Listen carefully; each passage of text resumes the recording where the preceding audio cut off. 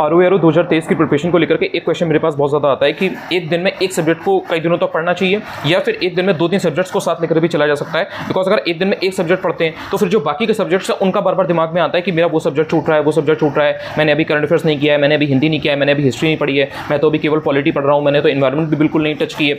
अगर आप उन 2-3 सब्जेक्ट्स को साथ में लेकर के चलते हो तो फिर कन्फ्यूजन बहुत होता है। बिकॉज उन 2-3 सब्जेक्ट्स में भी बहुत सारी चीज़ें हैं। मतलब ऐसा तो है नहीं कि सिर्फ आपने हिस्ट्री पढ़ा तो हिस्ट्री में 2-4 चीज़ें होंगी। हिस्ट्री में भी 3 पार्ट है, एंशिएंट हिस्ट्री है, मिडिवल हिस्ट्री है, मॉडर्न हिस्ट्री है। देन उनमें भी बहुत सारी चीज़ें हैं, 50 टॉपिक्स हैं, 100 से ज़्यादा टॉपिक्स हैं अकेले एंशिएंट हिस्ट्री में, मिडिवल हिस्ट्री में। तो किया क्या जाए, कौन सा तरीका बेस्ट है, कौन सी ऐसी स्ट्रेटजी हम फॉलो करें जिससे हमारी चीज़ें तैयार भी हों, हमें स्ट्रेस भी ना हो एंड हमारी प्रिपरेशन ऑन ट्रैक रहे।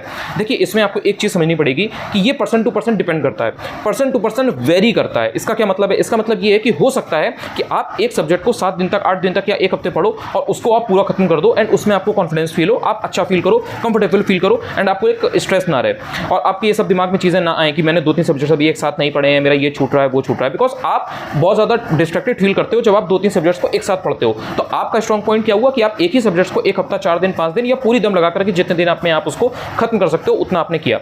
वहीं पर एक आपके अगेंस्ट में एक इंसान ऐसा होगा जो एक दिन में एक सब्जेक्ट पढ़ेगा तो उसे बहुत टेंशन होगा, उसे बहुत स्ट्रेस फील होगा, उसे लगेगा कि यार मैं पूरे दिन एक ही सब्जेक्ट लेकर के बैठा हूँ एंड उसमें भी बिकॉज 1-2 घंटा तो पढ़ना नहीं है, 5-6 घंटे पढ़ना है, इवन उससे ज़्यादा भी कई बार पढ़ना रहता है छुट्टी वगैरह में। सो जब आप एक ही चीज़ पर लेकर के बैठे रहोगे तो होता क्या है कि स्टार्टिंग के मॉर्निंग आवर्स में या दोपहर के समय में तो आप 2-3 घंटे, 4 घंटे मन से पढ़ते हो, एक्टिवली पढ़ते हो, पूरी आपकी एनर्जी हाई रहती है, इंटेंसिटी हाई रहती है। बट जब आप शाम आती है, शाम आते आते, रात आते आते आपका जो मोटिवेशन है, आपका जो पढ़ने का जो मन है वो नहीं करता है, आप अपनी कहीं ना कहीं आप फोकस्ड फील नहीं करते हो, आपका जो अटेंशन है वो लैक करने लगता है और आप चीज़ों को उस तरह से तैयार नहीं कर पाते हो। तो किया क्या जाए?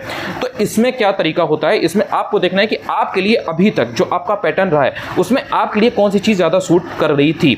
इसमें ऐसा नहीं है कि सामने वाले के लिए वो चीज़ फॉलो कर रही है तो वो आपके लिए भी काम कर जाएगी, सूट कर जाएगी। अगर आपको सिर्फ एक सब्जेक्ट को 4-5 दिन पढ़ने से फायदा मिलता है तो आप उस तरह से करिए। अगर आपको एक हफ्ते में अगर आप 2-3 सब्जेक्ट्स को लेकर के चलते हो, एक दिन में 2 सब्जेक्ट्स या 3 सब्जेक्ट्स लेकर के चलते हो, देन उनके आप टॉपिक्स लेकर के चलते हो, उसमें फायदा होता है तो आप वो फॉलो करो। इसमें जो एक आइडियल सिनेरियो है, जो एक ओवरऑल जो एक जनरल चीज़ है जो फायदा करती है वो ये फायदा करती है कि आपको 2 सब्जेक्ट्स एक दिन में पढ़ना चाहिए, एक नहीं पढ़ना चाहिए। एक पढ़ने से जनरली क्या होता है कि जो दूसरी चीज़ है उससे आप बहुत ज़्यादा लैक कर जाते हो। जैसे आप सिर्फ और सिर्फ हिस्ट्री पढ़ोगे एक हफ्ते तक, 10 दिन तक, तो हिस्ट्री से कोई 50 क्वेश्चन तो आएंगे नहीं आरओ में, 13, 14, 15, बहुत ज़्यादा क्या होगा 18 से 20 क्वेश्चन आएंगे मिला करके। मॉडर्न हिस्ट्री की बात मैं कर रहा था कि जैसे 12-13 से क्वेश्चन से ज़्यादा नहीं आएंगे, बहुत ज़्यादा अगर हिस्ट्री से मिला करके आएंगे तो 18 से 20 क्वेश्चन आएंगे, 22 क्वेश्चन आ जाएंगे, 50 क्वेश्चन तो नहीं आएंगे ना। सो अगर आप 10 दिन, 12 दिन लगातार 15 दिन आपने मान लो हिस्ट्री पढ़ी तो उससे आपके 50 क्वेश्चन आएंगे नहीं और आपने 15 दिन अपने वेस्ट कर दिए, आधा महीना हुआ ये। सो आपको ये समझना है कि एक दिन में 2 सब्जेक्ट्स को उठाओ, उन 2 सब्जेक्ट्स में भी बहुत सारे टॉपिक्स होते हैं, ऐसा तो है नहीं कि सिर्फ एक चीज़ है। सो उन 2 सब्जेक्ट्स में भी टॉपिक्स फाइंड आउट कर लो। इतनी क्लैरिटी होनी चाहिए, इतनी डिटेलिंग के साथ आपकी स्ट्रेटजी होनी चाहिए कि हाँ ये मेरी हिस्ट्री है, ये मेरी ज्योग्राफी है, ये एनवायरमेंट है, ये पॉलिटी है, इसमें एनवायरमेंट में ये 4 चीज़ें मैं फिनिश करूंगा, ये ज्योग्राफी में 4 चीज़ें फिनिश करूंगी और इन दोनों को साथ लेकर के चलना है। एंड रात में सोने के पहले एक प्लान बना लो एंड आपके पास एक पेपर होना चाहिए, एक A4 शीट या एक लूज शीट या कुछ भी, एक रजिस्टर कॉपी कुछ होना चाहिए आपके पास, या मोबाइल में ही आप नोट्स बना सकते हो। उसमें आपके पास ये टारगेट होना चाहिए कल सुबह, कल इतनी तारीख को, लाइक कल 14 अगस्त है या 15 अगस्त है या 16 अगस्त है, तो कल मुझे ये चीज़ करनी है, ये मुझे इन 2 सब्जेक्ट्स में ये टॉपिक्स तैयार करने हैं। इसीलिए मैं जब टेलीग्राम पे टॉपिक्स देता हूँ उसमें मैं जो चीज़ें आपको बताता हूँ तो मैं उसमें कैसे बताता हूँ, मैं उसमें ऐसे बताता हूँ ना कि पॉलिटी के देखो ये 2 टॉपिक हैं, ज्योग्राफी के ये टॉपिक है, एनवायरमेंट में ये वाला चैप्टर आपको कंप्लीट करना है। बिकॉज मुझे पता है कि उस चैप्टर में ही 10 चीज़ें हैं। आप जब पॉल्यूशन पढ़ोगे तो पॉल्यूशन सिर्फ एक नहीं है, पॉल्यूशन में आपको 7 तरीके के पॉल्यूशन मिलेंगे, एयर पॉल्यूशन मिलेगा, वाटर पॉल्यूशन मिलेगा, सॉलिड पॉल्यूशन मिलेगा, प्लास्टिक पॉल्यूशन मिलेगा, रेडियो एक्टिव पॉल्यूशन मिलेगा, 5 तरीके के पॉल्यूशन मिलते हैं। सो मुझे पता है कि वो 5 टॉपिक है, एक चैप्टर है, देन उसमें 5 टॉपिक है, उसमें और 2 चीज़ें उसमें सब टॉपिक्स होंगी। सो मैं इसलिए वो एक पूरा आपको चैप्टर बताता हूँ। तो इस तरह से इतनी माइन्यूट डिटेलिंग के साथ आपको तैयारी करनी है, तो उससे क्या होगा ना, ऑब्जेक्टिविटी इन्वॉल्व रहती है, आप डिस्ट्रैक्टेड फील नहीं करते हो, आपको पता रहता है कि यार इसमें एक चैप्टर है, 5 टॉपिक है एंड ये 5 टॉपिक मुझे तैयार करने हैं और उन टॉपिक से डायरेक्ट क्वेश्चन आते हैं, आप पेपर उठाओ। देखो मैं जो भी चीज़ें बताता हूँ ना वो टू द पॉइंट इसलिए बताता हूँ बिकॉज वही चीज़ें एग्जाम में आपके हेल्पफुल रहेंगी। मैं आपको ये बता दूँ कि नहीं बस ये बुक पढ़ लो, वो बुक पढ़ लो, ये कर लो, वो कर लो, ये सब्जेक्ट एक दिन में 3 सब्जेक्ट पढ़ लो, 2 सब्जेक्ट पढ़ लो।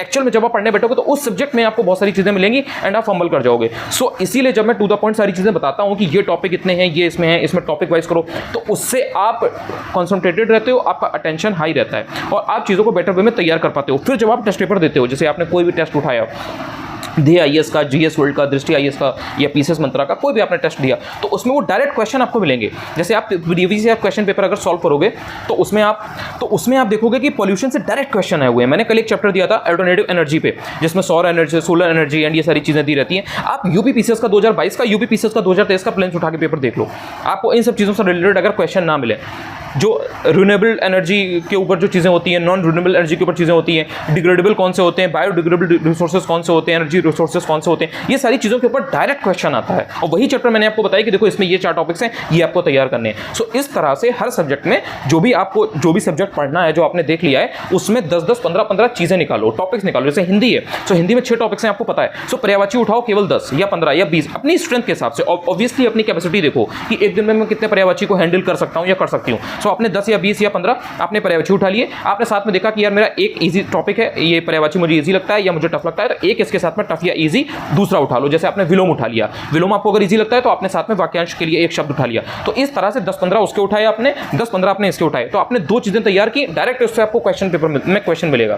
तो इससे क्या है कि आपको पता रहता है कि कितना आपने पढ़ लिया है, कितना आपका रह गया है। ऐसे पढ़ोगे तो नंबर आपके आएंगे, ऐसे पढ़ोगे तो कॉन्फिडेंस बना रहेगा, ऐसे पढ़ोगे तो आपका मोटिवेशन बहुत हाई रहेगा, बिकॉज आपकी चीजें आपको दिख रही हैं कि ये मैंने पढ़ा, ये मेरा क्वेश्चन आ रहा है। तो आप लूज फील नहीं करोगे प्रिपरेशन में कहीं भी। आई होप कि आपको इससे कुछ फायदा मिला हो। अगर आप चैनल पर नए हो, आपने अभी तक चैनल को सब्सक्राइब नहीं किया तो चाहो तो चैनल को सब्सक्राइब भी कर सकते हो। अगर आप चाहो तो टेलीग्राम चैनल पर जुड़ सकते हो, वहाँ पर ऑलरेडी फ्री मेंटरशिप प्रोग्राम चल रहा है। ऑलरेडी 12-13-14 दिन हो चुके हैं। काफ़ी सारे लोग मन लगा करके पढ़ाई कर रहे हैं, प्रॉपर नोट्स वगैरह भी मुझे भेजते हैं। तो ये बहुत अच्छा मौका है आपके लिए, इस मौके को गंवाना नहीं है। गोल्डन अपॉर्चुनिटी है, इसको पूरी तरह से बनाओ, पूरी तरह से इसका जो बेटर से बेटर यूज़ हो सकता है वो करने का प्रयास करो। Bye bye.